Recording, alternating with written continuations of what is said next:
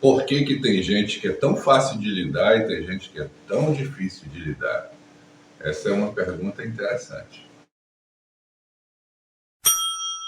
O espírito, ele tem estágios de evolução. Quando a gente vem encarnar na Terra, a gente começa muito puro, muito inexperiente, muito inocente. Então, o espírito, quando ele começa a sua senda encarnatória, ele vem puro, ele vem com muito pouco acervo. Então, como ele quase não sabe nada, ele é muito fácil de lidar.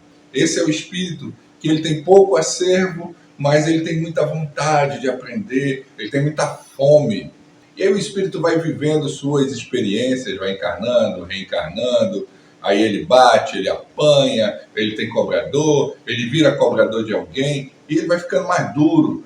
Cada nova encarnação que ele nasce, o acervo dele é maior. Mas também as dores que ele traz do passado são maiores. E esse espírito vai ficando difícil.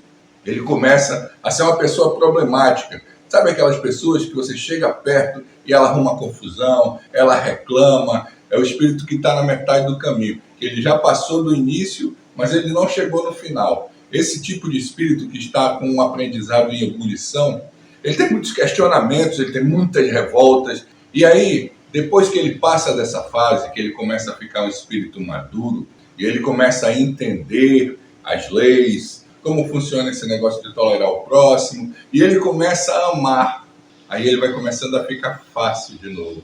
Ele vai começando a entender, tolerar e amar o seu próximo. Então perceba, tem o início da vida espiritual, onde o espírito é, de fato, fácil de lidar. Essa fase dura pouco. Aí vem as dores, aí vem algumas encarnações, ele já começa a bater e apanhar, aí ele fica naquele meio termo em que é difícil. Aí ele começa a se esclarecer, começa a evoluir, aí ele se torna, de novo, uma pessoa fácil de lidar.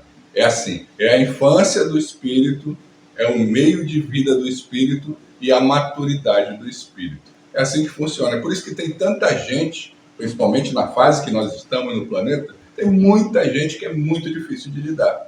Por quê? Porque essas pessoas estão bem no auge das suas provas, das suas expiações, elas não estão compreendendo muitas vezes as coisas que estão acontecendo, e isso faz com que elas fiquem sendo difíceis.